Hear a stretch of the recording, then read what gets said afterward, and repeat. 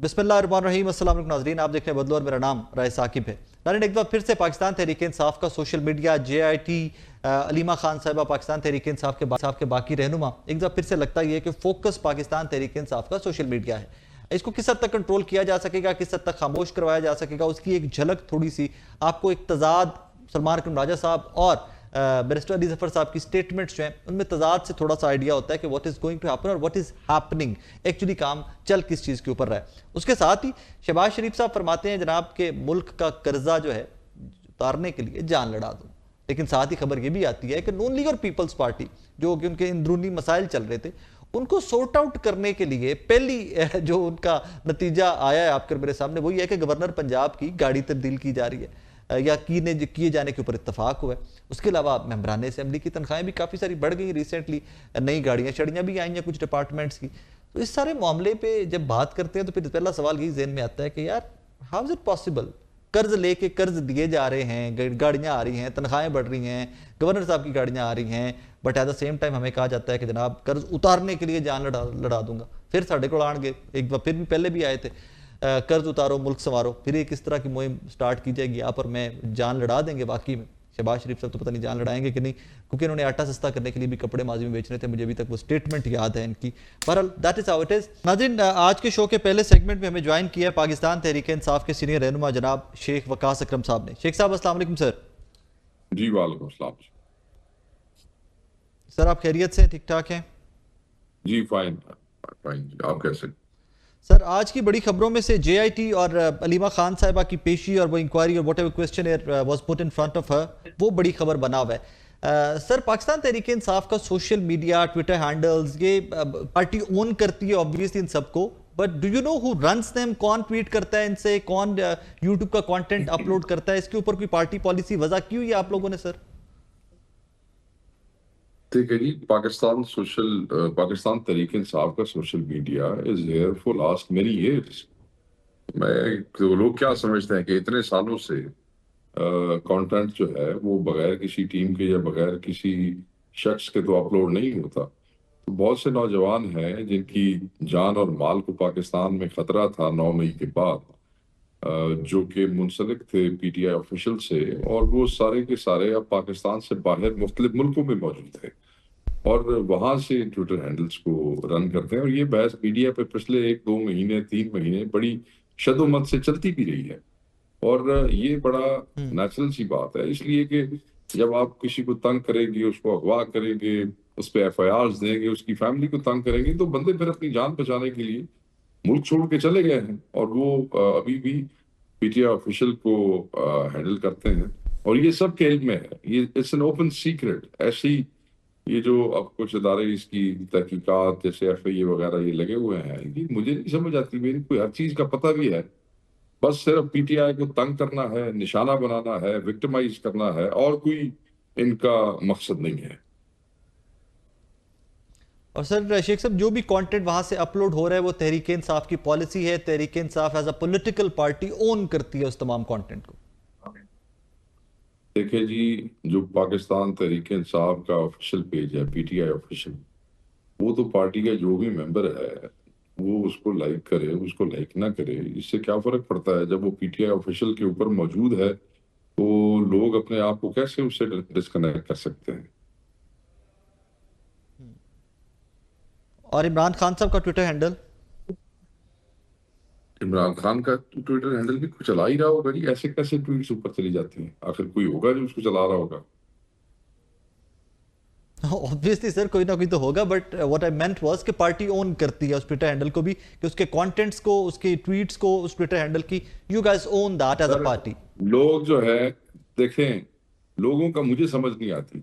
इमरान खान साहब जो है वो वहां ये सब की सब बातें जो है वो करते हैं मीडिया के साथ, आपने देखा होगा। फिर उसके टिकर्स भी चलते हैं, लोग यूट्यूबर्स भी आके उसके ऊपर वीलॉग्स करते हैं, सब कुछ करते हैं। वही चीज जो वो वहां मीडिया से कहते हैं, वही चीज बाद में उनकी ट्वीट जो है वो बन जाती है और ट्वीट की सूरत में दुनिया तक पहुंच जाती है। इस पे किसी को क्या एतराज है मेरी समझ से बाहर। Fair enough. सर कल से एक बहस नई फैसल चौधरी साहब वाली के लीगल टीम जो है इनकॉम्पिटेंट है, उनका कमेंट है इमरान खान साहब की पीटीआई की जो लीगल टीम है ये केसेस को अच्छे तरीके से लेकर नहीं चल रहे। सर फैसल चौधरी साहब के बाद कोई फर्दर चेंजेस भी एक्सपेक्टेड हैं लीगल टीम में या एज इट इज चलेंगे मामला? मुझे इसका अंदाजा नहीं है, मुझे इसका इल्म नहीं है। मैं ये समझता हूँ कि पाकिस्तान तहरीक इंसाफ के पास जो टॉप ब्रेन्स हैं लीगल फ्रेटर्निटी के, वो मौजूद हैं, जिसमें सलमान अकरम राजा है, जिसमें हामिद खान है, जिसमें गौहर है, जिसमें सलमान सरवर है, सफदर है, और बाबर अवान है, शुएब शाहीन है, और लिस्ट गोज ऑन। नौजवान समीर कोसा जैसे नौजवान है, भंडारी साहब हैं, और इतने ज्यादा बेहतरीन दिमाग और नॉन लोग लीगल फ्रेटर्निटी में से किसी भी पॉलिटिकल पार्टी में नहीं है। और ये वायद पॉलिटिकल पार्टी है जिसमें वकीलों का बड़ा रोल है इसको यहाँ तक पहुंचाने में। तो मैं ये समझता हूँ कि उस टीम को जो अभी तक इमरान खान साहब के केसेस को यहाँ तक लेके पहुंची, जिसने हजारों वर्कर्स जो है वो रिलीज कराए, जो इस वक्त भी फसाइयत के और पाकिस्तान तहरीक इंसाफ के लोगों के दरमियान दीवार बनने की कोशिश करते रहते हैं हर वक्त, उनके बारे में ये कहना नामुनासिब होगा। अगर कोई कॉम्पिटेंट नहीं है तो जो कॉम्पिटेंट थे, जितने दिन उनको मौका मिला है उन्होंने क्या कर लिया? तो इस किस्म की बातें खसूसन ये देखें, ये चीज होती है, ये फर्क होता है कि अच्छे लोग जो है उन पे जब औखा टाइम भी आए तो वो अब डिग्निफाइड किस्म की गुफ्तगू करते हैं, और जब इस चीज का दामन हाथ से नहीं छोड़ते हैं। याद ਜਿਹਨੂੰ थोड़ा ਜਿਹਾ धचका लगता है तो वो जो रात टीवी ਤੇ ਪੈਂਦਾ ਤੇ ਇੰਜ ਹੋ ਗਿਆ ਤੇ ਉਂਝ ਹੋ ਗਿਆ, ਜਦੋਂ ਤੱਕ ਤੁਸੀਂ उस टीम का हिस्सा सो उससे लेकर सब ठीक सी। उस वक्त तो ऐसा बयान नहीं आया, उठा के देख लें। उस वक्त तो लीगल टीम को बुरा भला नहीं कहा, उस वक्त तो खान के लोग की लीडरशिप को बुरा भला नहीं कहा। हुण जिसले अपना मतलब बंदोबस्त हो गया तो उसलिए सारे बुरे, ठीक है, वो दुनिया जिस तरह ही होता है। मगर लोग समझते हैं, लोग पहले के बयान भी देखते हैं और अभी के बयान भी देखते हैं, डजंट मैटर।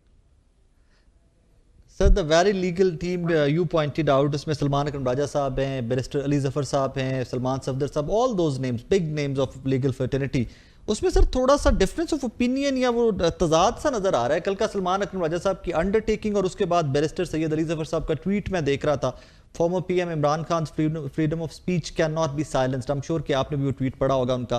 तो सर इसके ऊपर आपकी जमात के अंदर भी ऑब्वियसली दो आ रहा है कि अंडरटेकिंग देनी चाहिए थी या नहीं देनी चाहिए। पहले तो मुझे अली जफर से इख्तलाफ है भाई। ये किसने कहा है कि फ्रीडम ऑफ स्पीच को रोका गया? क्या खान साहब का पैगाम नहीं आया जी? तुम्हें किसी ने बाहर जाके केपी हाउस में या प्रेस क्लब में जाके प्रेस कॉन्फ्रेंस से रोका है? किसी ने कहा है कि आप बात ना करें, यूट्यूब पे बात ना करें, वीलॉग ना करें, प्रेस कॉन्फ्रेंस ना करें, खान का पैगाम ना दे? अजीब बात है। 6 महीने से मुलाकातें जो है वो बंद हुई हुई थी, वो मुलाकातें बहाल हो गई है। तो और उसके बाद अगर वो ये कहते हैं कि अडयाला दे बूहे ते खड़े हो के वो इनका पा के तो तकरीरा ना करो, थोड़ा सा आगे जाके कर लो, ये दरवाजे पे ना करो, ये थोड़ा सा की कहते हैं चंद मीटर दूर जाके गल कर लो, तो इसमें ट्रेड ऑफ बुरा है ना कि वो कल मुलाकातें बंद की बंद ही रह जाती। अरे बंदे भी कमाल करते हैं। सर आपकी पार्टी तो मेरा है, ख्याल है आपके कि सेनेटर है। नहीं, मैं उनकी बात नहीं कर रहा, मैं अली जफर साहब की बात नहीं कर रहा। अली जी जफर साहब ने तो सिर्फ फ्रीडम ऑफ स्पीच की बात जी। की है, उन्होंने मेटाफोरिकली बात की है। मैं बाकी बहुत से लोग जो लगे हुए हैं कल से बगैर सोचे समझे, फैसला नहीं पड़ा, उनको पता नहीं कि क्या है और क्या है, मैं ठोकी जाते हैं सुबह तो रह के शाम तक, वेले बंदे ने लगे जा। अली जफर ने तो मेटाफोरिकली एक बात की है, वो ठीक कह रहे हैं, इमरान खान की फ्रीडम ऑफ स्पीच को कोई नहीं रोक सकता। He is right. Fair enough sir, fair enough sir. Sir ये फरमाइएगा, जुनैद अकबर साहब ने सुना है कि एहतजाज का ऐलान किया हुआ है कि अडयाला के बाहर 3 दिन, ईद के 3 दिन कोई एहतजाजी कैंप या समथिंग पीटीआई ने इसको ऑफिशियली अनाउंस करने जा रहे हैं? नहीं, मैंने नहीं पता उन्हें कितने किया है। थोड़े को वीडियो है, कोई बयान आया जी मेरे से कल भी एक एंकर पूछ रहा था और मैंने कहा जी मेरे में नहीं है। फिर मैंने जुनैद अकबर साहब से पूछा है भाई आपने एज ए सूबाई प्रेसिडेंट सर डॉन न्यूज की खबर है। किसकी सर? डॉन न्यूज की सर खबर है? मैं क्लिपिंग निकलवा के भिजवाता हूँ सर। किस चैनल की बात करें आप sir? Dawn news sir, Dawn news की खबर है सर। अच्छा हाँ, फिर डॉन न्यूज तो अच्छा क्रेडिबल इदारा है, मगर मुझे नहीं समझ आती कि क्या मिसकम्युनिकेशन हुई है, क्योंकि कल मेरी जुनैद अकबर से बात हुई है। जुनैद अकबर ने मुझे कहा कि नहीं, मैंने ऐसा कोई एहतजाज का ऐलान नहीं किया। साथ उसने ये कहा कि मैंने तो सिर्फ ये कहा था मैंने MPs अपने KP वालों को कि अपनी ओमनीस करा लो, अगर ईद के बाद कोई ऐसा पॉसिबल पोटेंशियल मोबिलाइजेशन हुई तो फिर उस वक्त आप लोगों की जमानतें नहीं होती, फिर मसाइल हो जाते हैं, तो आप करा के रख लें, ऐलान करना हुआ तो कर लेंगे, something like this he spoke to me, but he said कि नहीं मैंने कोई ऐलान नहीं किया। ओके, मतलब फॉर्मली अभी तक पार्टी की तरफ से कुछ नहीं, ये एक डिस्कशन का हिस्सा था जुनैद अकबर साहब का। सर आगे चलते हैं थोड़ा सा, कौमी सलामती का एक ऑब्वियसली बहुत दहशतगर्दी की एक नई वेव आई हुई है, उसमें आप लोगों को भी मदऊ किया गया, तब आप लोग की रिजर्वेशन थी कि खान साहब से मुलाकातें नहीं हो रही, अब मुलाकातों का सिलसिला भी स्टार्ट हो गया। सर अगर अब सेकंड इजलास बुलाया जाता है तो PTI उसका हिस्सा बनने जा रही है या बनेगी?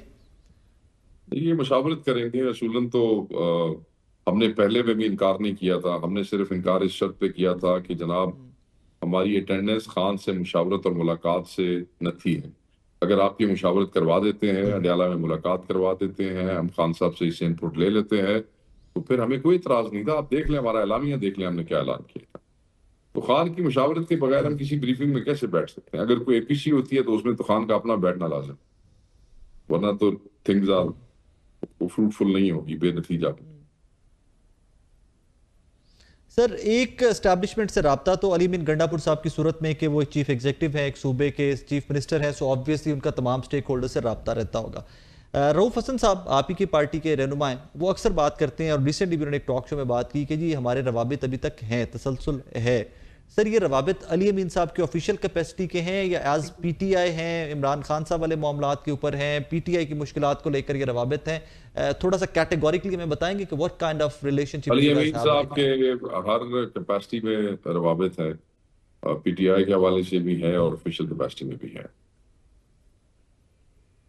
ओके, सो दैट मींस के चीजें आगे भी चल रही होंगी फिर ऑब्वियसली कोई ना कोई ब्रेक थ्रू। नहीं, इसका ये मतलब नहीं होता, इसका ये मतलब नहीं होता। अब मैंने हूँ, इसका ये मतलब तो नहीं है कि जी बज़ाहिर तो मुझे जाना चाहिए हर इजलास पे, मगर मैं नहीं जा सकता, मुल्की हालात है मुझे इजाज़त नहीं देते।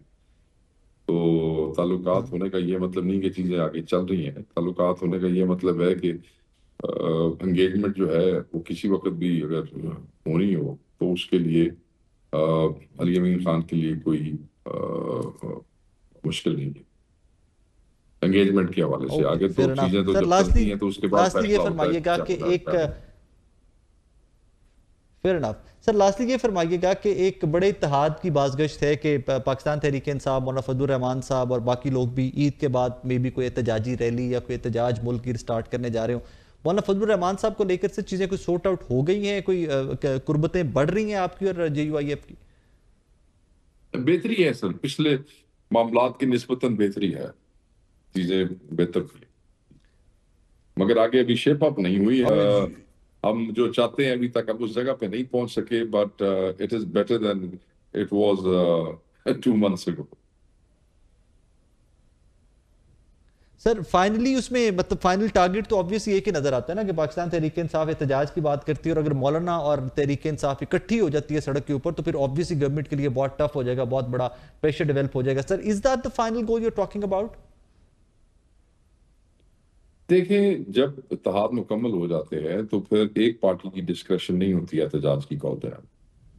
जब ये इत्तेहाद शेप अप हो जाएगा, जिसकी बड़ी ख्वाहिश है हमें भी और खान साहब का हुक्म भी है, तो उसके बाद इकट्ठे बैठ के प्रोटेस्ट के हवाले से, एहतजाज के हवाले से कोई लायामन तय किया जाएगा। वो जो होगा जब होगा तब हम आपसे शेयर करेंगे। सर बिलावल भुट्टो जरदारी साहब ने सालसी की पेशकश की है, कोई पीपल्स पार्टी की जानिब से अप्रोच किया गया PTI को? मुझे मेरे इल्म में तो नहीं है, अभी तक तो नहीं किया गया, मगर किस लिए? हमारे लिए बिलावल भुट्टो या नून लीग वो एक जैसे हैं दोनों, लेसर ईवल वाली बात सर हो वो कौमी सकती है। दोनों सलामती के इजलास का बेनिफिशियरी, अगर दोनों दोबारा साबित बुलाया हुए। जाए तो he has offered that. Sir इजलास दे हैव दोबारा ऑफर्ड बुलाया कि अगर जाए कौमी तो नहीं, सलामती का इजलास दोबारा नहीं, इजलास दोबारा बुलाया जाए तो कि बिलावल स्पीकर है उत्ते पे जिन्हें सालसी करनी है तो सिर्फ अपने नंबर बनाने वास्ते कौम के सामने जड़ा जी मैं ऐसा नहीं। हमें नए नए लीडर बना के नई नई नंबरदारियां किसी को नहीं देनी। जो ऑलरेडी हमेशा नेशनल असेंबली के हवाले से फैसिलिटेशन करता है वो स्पीकर का ऑफिस मौजूद है, अगर कोई गल हुई तो साढ़े तक पहुंच जाएगी, सानू नहीं लोड़ किसी दी इन्विटेशन दी। और सालसी नहीं, सालसी केड़ी करती? और अगर स्पीकर भला साहब आपका क्या ख्याल है नून लीग का स्पीकर सर PTI साहब का की जो तरफ रौला से है वो सालसी से हल हो सकता है? जी सर एक इजलास की हद तक उन्होंने ऑफर किया कि इजलास में इकट्ठे बिठाने की, ये सबको ऑन बोर्ड लेने नहीं के नहीं लिए है ट्राई की जा बेहतर की सकती गल है, है काम एवं की जा तो सकती मीडिया वाले तो 2 दिन खान साहब की जात के खिलाफ गल कर रहे होंगे ने और फिर उस तो बाद साल सी कोई तुक है ये ऐसी हर कोई नंबर बनाने पीछे चला हुआ है। है। शेख साहब thank you very much for time sir, बहुत शुक्रिया आपके वक्त का। नाज़रीन थैंक यू सर। जनाब शेख वकास अकरम साहब हमारे साथ थे। दो टेक अवेज आज की गुफ्तगू के, एक तो वो जो सारा चल रहा था मामला कि जी ईद के 3 दिनों में कोई एहतजाज जुनैद अकबर साहब की जानिब से अनाउंस हुआ है, उसके ऊपर भी उन्होंने क्लैरिफाई किया कि उनकी बात हुई जुनैद अकबर साहब से। सेकेंडली एक बड़ी बात जो मेरे नज़दीक है वो ये है कि स्टैब्लिशमेंट से अली बिन गंडापुर साहब के राब्ते तमाम कैपेसिटीज़ में हैं। पाकिस्तान तहरीक इंसाफ को लेकर भी जो मैटर्स हैं वो भी रवाबित हैं, जिसकी तस्दीक जनाब रऊफ हसन साहब भी हमारे शो में भी कर चुके थे, आज शेख वकास अकरम साहब ने भी कर दी। और सेकेंडली चलें एज चीफ एग्जीक्यूटिव तो तमाम चीफ मिनिस्टर्स जो हैं वो रेलेवेंट फोरम्स या रेलेवेंट इंस्टीट्यूशंस डिपार्टमेंट्स जो हैं उनसे रवाबित रहते हैं, सिक्योरिटी के इशूज़ और बहुत सारे मामलात में वो राब्ते में तो रहते हैं।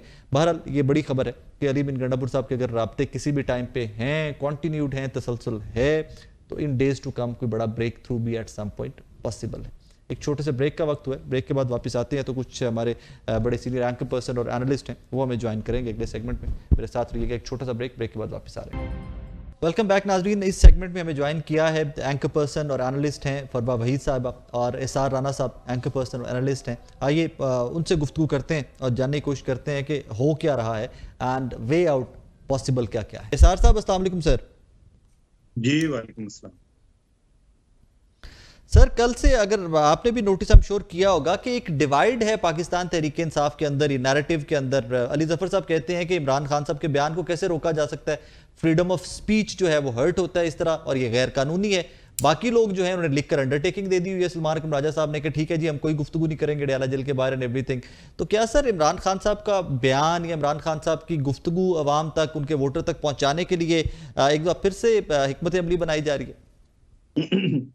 पहले तो मैं आज बड़ा उदास था, लेकिन तुम्हारे एक लतीफे ने मुझे बड़ा हंसाया कि माइनस इमरान खान जो है वो किया जा सकता है। ओ भाई, इमरान खान के अंदर ही तो सारी सियासत पाकिस्तान की चल रही है, उसको कैसे माइनस कर सकते हैं? वो बयान दे तब भी वो इन है, और अगर उसके के बयानात को रोका जाए तब भी वो इन है। आप कोई दूसरी बात कर सकते? मैं आपसे कहता हूं कि माइनस इमरान खान आप एक प्रोग्राम करें, तो आप एक माइनस इमरान खान कोई प्रोग्राम कर सकते हैं सिवाय इसके कि फिर जुबैदा आपा को बिठा के उनसे टोट के पूछने शुरू कर दें? भाई वो एक हकीकत है, बहुत बड़ी हकीकत है, उसको माइनस नहीं किया जा सकता। और ये जो बाहर लोग लगे हुए हैं, इन्होंने बस लगाई हुई अपनी दुकानें, इससे कोई फर्क नहीं पड़ रहा। असल चीज तो ये है कि वो अंदर बैठा हुआ इतना भारी है कि उसके एक ट्वीट से हुकूमत हिल के रह जाती है। और इनके लिए ना इतना बड़ा मसला दहशतगर्दी है, ना माशी दहशतगर्दी है, ना इनके लिए इतना बड़ा मसला गरीबों के भूख मरना है। इमरान खान का ट्वीट है, इमरान खान के ट्वीट को कैसे रोक दें? अलीमा साहिबा आप बताएं कैसे ट्वीट होता है, ये कैसे हो सकता है? खान साहब आप श्योरिटी दे दें ट्वीट नहीं करेंगे, हम कुछ आपके लिए। वो इमरान खान को इमरान खान इस वक्त पाकिस्तान है, बस आप जहन में रखें, और पाकिस्तान के अवाम है इमरान खान, तो उसको माइनस नहीं किया जा सकता। बाकी सलमान अकरम राजा और ये वो इनकी अपनी अपनी दुकानें हैं। मैं इन पे मैं क्या बात करूं कि ये वो छोटे छोटे बच्चे हैं, वो जो रिक्शा के पीछे लिखा होता है ना, चल नहीं चल इसारते मेरा है, ठीक है ना, मतलब ये वो एक दूसरे को कोनिया मार के चल नहीं चल इमरान ते मेरा है, मैं जिन्हों चाहवांगी मिलवाऊंगी। यार आप क्या कर रहे हैं? आप उसके बाहर हो, जेल के कैंप लगा दें, बैठे हैं, अगर आपको इतनी मोहब्बत है। आप अंडरटेकिंग दे के इनकलाब इस तरह नहीं आते। लेकिन सलमान अकरम राजा साहब वो एक वकील है, उस वो सियासतदान तो नहीं है, वो तो उसी तरह ही चलेंगे जैसे बाय बुक उनको चलना चाहिए। लेकिन ये कि जो बाकी क़यादत है उसको तो आप कॉम्प्रोमाइज नहीं कर सकते किसी शक्ल में भी। फरवा साहबा, एसआर साहब की गुफ्तगू आपने सुनी कि ये तो छोटे छोटे बच्चे तहरीक इंसाफ के आपस में जिस तरह लड़ रहे हैं, लेकिन मेरा सवाल वहीं पे स्टैंड करता है कि ये बात तो बड़ी देर की चल रही थी कि ट्वीट्स खामोश हो जाएं, डिजिटल मीडिया के प्लेटफॉर्म इमरान खान साहब के खामोश हो जाएं, पीटीआई थोड़ा सा हाथ हौला कर ले सोशल मीडिया के ऊपर तो बेहतरी आ सकती है। एसआर राना साहब ने स्टोरी की है, बहुत सारे जर्नलिस्टों ने इसके ऊपर बात की हुई है।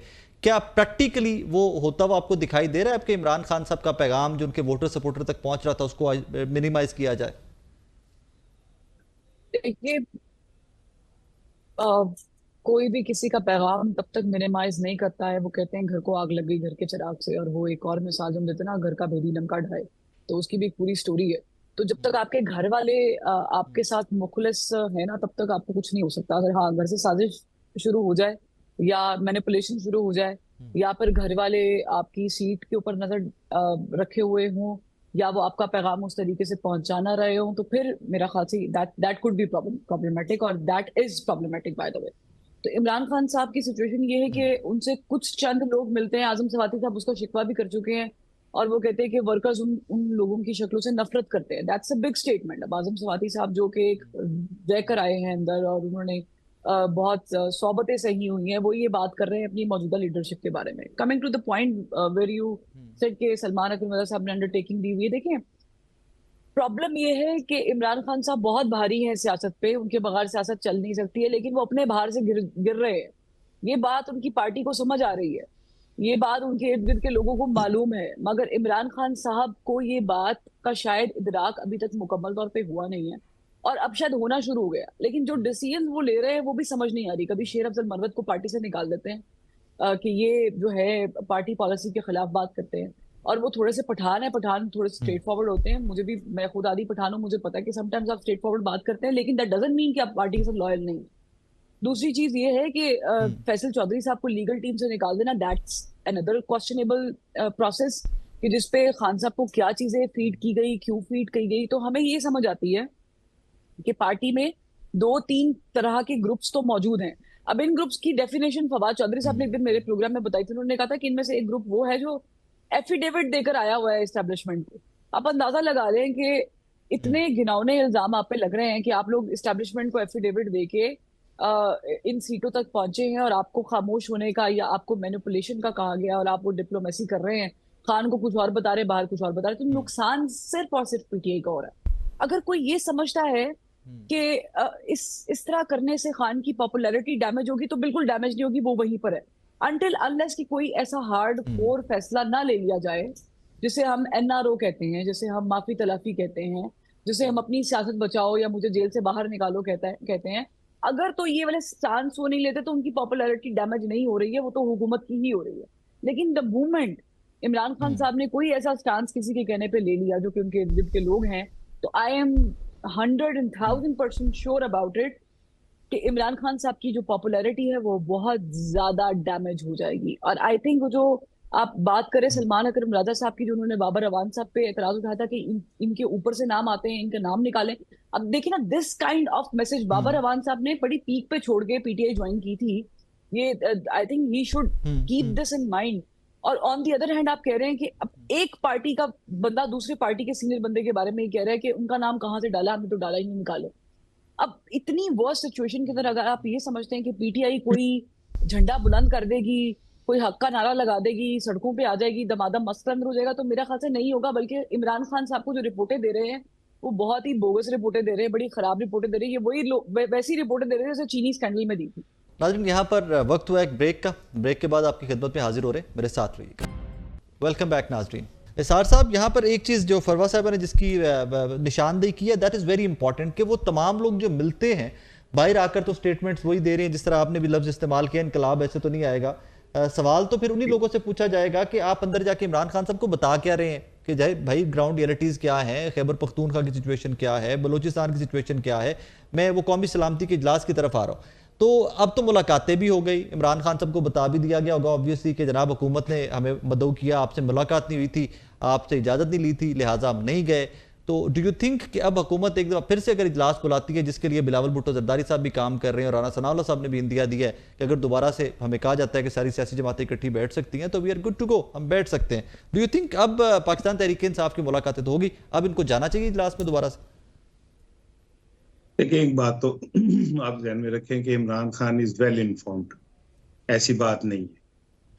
उसके ट्वीट से आपको अंदाजा होगा कि उसे सब पाकिस्तानी सियासत में, इंटरनेशनल पॉलिटिक्स के भी पूरी तरह अवेयरनेस है। इस तरह मुझे ना ले कि वो कोई शायद कोई जेड़ा आंदा है उधर जेड़ी लाया गली उधर टुर चली। इमरान खान अगर इतना वो भोला होता है, भोली है, एडी भी भोली नहीं कि जो कहेगा वो मान लेगा, तो आज फिर इमरान खान अकेला एक तरफ खड़ा होके और पूरे सब कुछ एक तरफ ना खड़े हुए होते, वो भी इसका हिस्सा बन गया होता बातों में आके।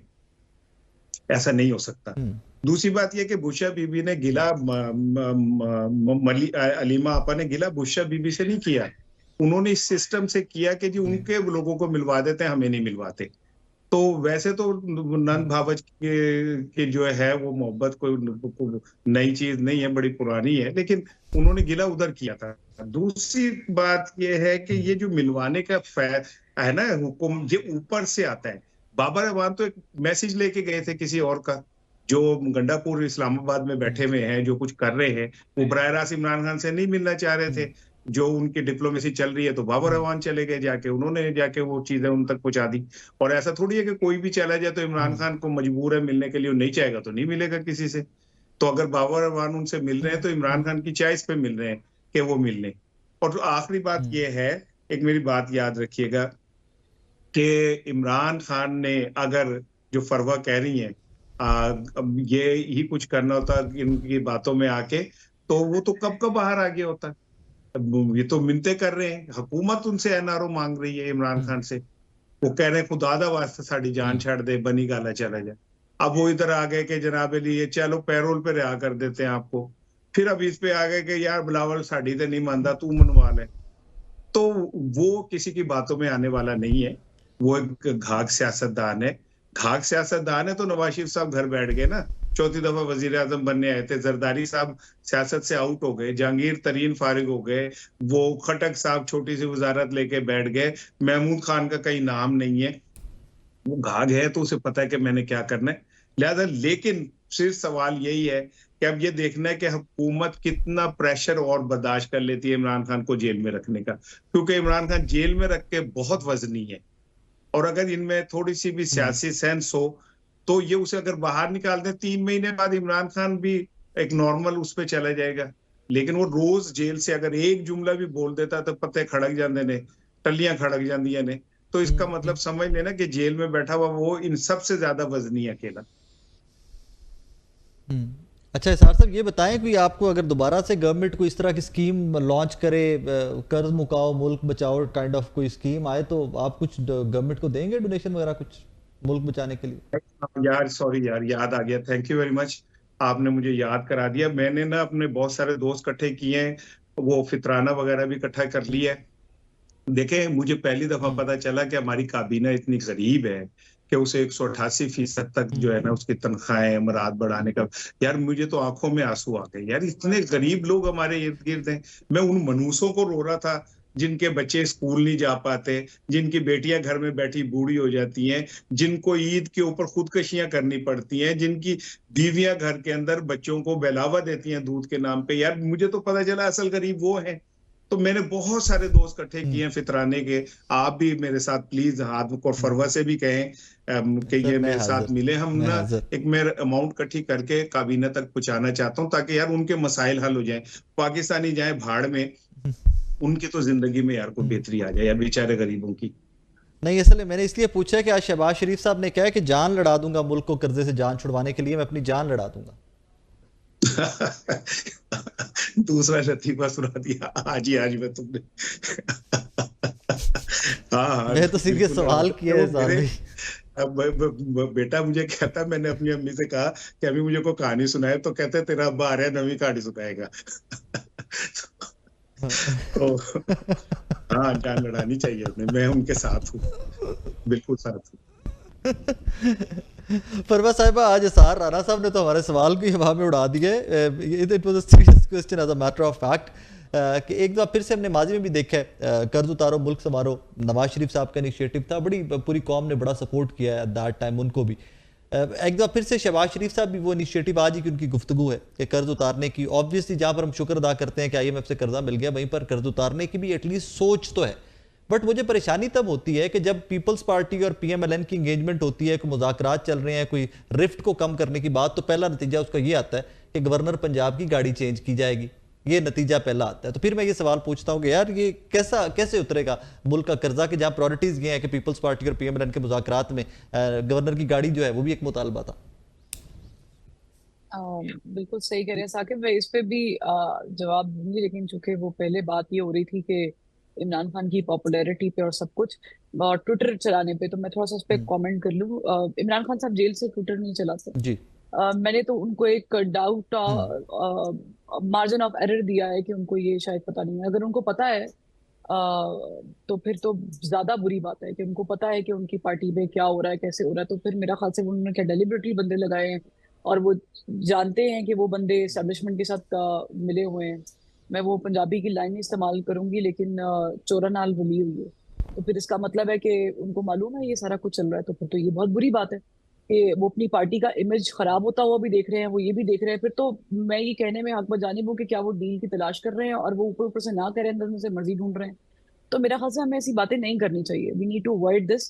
उनके ट्विटर से जो कुछ होता है वो गलत होता है, वो नहीं होना चाहिए, वो ज्यादा बुरा होता है।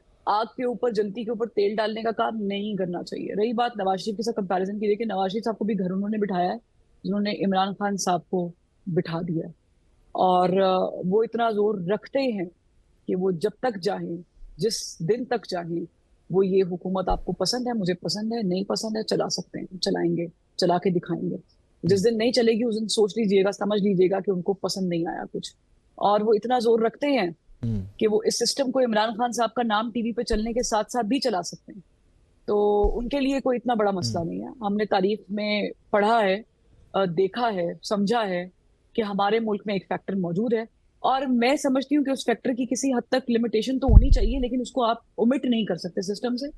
और आजकल की सियासत देख के लगता है कि होना भी नहीं चाहिए, कहीं ना कहीं रहना चाहिए, वरना इनके हाथ लग जाएगा तो बेड़ा गर्क हो जाएगा। सियासतदानों ने क्या किया, आप बता रहे हैं कि पाकिस्तान पीपल्स पार्टी के नून लीग की मीटिंग के बाद गवर्नर की गाड़ी चेंज होने की बात करते हैं। तो फिर मुझे बताएं कि अगर 188% तनख्वाहें बढ़ जाती हैं और हम कर्जा उतारने की बात करते हैं, आज एक पाकिस्तानी, काम पाकिस्तानी 3 लाख से ज्यादा का मकरूज है। वो कर्जा है जो उन्होंने लिया नहीं हुआ, उन्हें पता नहीं हुआ। यहाँ पैदा होने वाला हर बच्चा मकरूज पैदा हो रहा है, और ये कर्जा हमारे पे लगा भी नहीं हुआ। हमें पता नहीं हमारी सड़क कब टूटी थी, कब ठीक हुई, हमारे पानी के ऊपर इन्होंने कब पैसे लगाए, हमें पता ही नहीं है। हमें तो यहाँ गैस ही नहीं मिलती। एक शो पे मैंने हमारे पंजाब के वजीर हैं, उनका ताल्लुक तो तालीम से है, लेकिन मैंने उनसे वैसे ही बात कर दी कि एक दिन मैं खाना पका रही थी और गैस चली गई, तो मुझे कहते हैं कि आपने एलपीजी लगवा लेनी थी। मैंने कहा बहुत अच्छे। अब पॉइंट ये है कि अगर आपके मिनिस्टर्स आपको ये मशवरा दें कि असी गैस नहीं देनी, तुसी एलपीजी लुआ लो, तो एलपीजी भी माशाल्लाह बहुत महंगी है, तो फिर आप मुझे बताएं कि उस मुल्क का क्या बनेगा। अगर आप ये सोच के गवर्नमेंट पे तनकीद कर रहे हैं, या मैं प्रोग्राम करती हूँ तो ये तनकीद करती थी, ये लोग ठीक करने के लिए आए, बेवकूफी है ये। वो ख्वाब है जो कभी पूरा नहीं होने वाला। आपको ठीक होने के लिए भी किसी और की तरफ देखना है। मुल्क में मुझे बताएं कि कौन कौन से कारोबार है जिसमें इन्वॉल्वमेंट नहीं है, कौन कौन सी चीजें हैं कि जिसमें हम समझते हैं कि ये चीजें जो है उनके हाथ में नहीं है। आपकी SIFC सारी इन्वेस्टमेंट लेकर आ रही है, आपको IMF मुंह नहीं लगा रहा था, आपके सिपा सलार जाके बात करते हैं और उन्होंने आपको बुलाते हैं लाइन में। अब नौबत यहां तक आ गई है। Again this is something that we know that exist, but we can not do anything about it. बहुत शुक्रिया आपके वक्त बहुत दोनों का। नाज़रीन, जाते जाते मैं दोनों की गुफ्तगू से मुत्तफिक हूँ। आज के शो में वट एवर फरवर साहबा pointed out and what ever SR Rana साहब पॉइंटेड आउट, हालात देखिए, एक से नवियां गड्डियां लेंदे पे ने, सब तो बड़े इशूज ना देने, एक पास से तनख्वाह डबल हो रही ने और यही इनकी प्रायोरिटीज़ हैं। और फिर एंड में आके में बताते हैं कि जनाब हम कर्ज उतार के दिखाएंगे आपको। यार पहले अपने जो कर्ज हैं उनको कट डाउन करो, अपने जो आपके एक्सपेंडिचर उनको कट डाउन करो, फिर हमें बताओगे यार हमारे साथ आओ, कौम हमारे साथ चले, हम ये करना चाहते हैं। मुझे नहीं समझ आती कि गवर्नर साहब को क्या प्रॉब्लम था कि वो छोटी गाड़ी में भी, मैंने देखा है कि छोटी गाड़ी में भी बुलेट प्रूफ होती हैं। चलें, हाई प्रोफाइल है, गवर्नर है, तो छोटी गाड़ी को बुलेट प्रूफ यार इस्तेमाल कर लो। आप करोला होंडा भी बुलेट प्रूफ, इस मुल्क के अंदर आपकी बहुत बड़ी शख्सियत है, वो किस ज़माने में Honda bullet proof, Honda civic bullet proof करवाई हुई थी, वो इस्तेमाल करते रहें, तो आप लोग भी कर सकते हैं। पता नहीं, that's the matter of priorities ना, कि इनकी प्रायोरिटीज़ क्या हैं, वहाँ से आइडिया होता है। एनीवेज़, इस दुआ के साथ इजाज़त दीजिए, आपसे ईद के लिए शोज़ में मुलाकात होगी कि अल्लाह पाक करे कि हर आने वाले दिन आपके मेरे लिए कोई आसानियों का सबब बनना अल्लाह पाक बनाए। अब तो थकते जा रहे हैं हम सब भी। अपना बहुत सारा ख्याल रखिएगा और मेरी तरफ से आप तमाम लोगों को एडवांस ईद मुबारक। अल्लाह हाफ़िज़।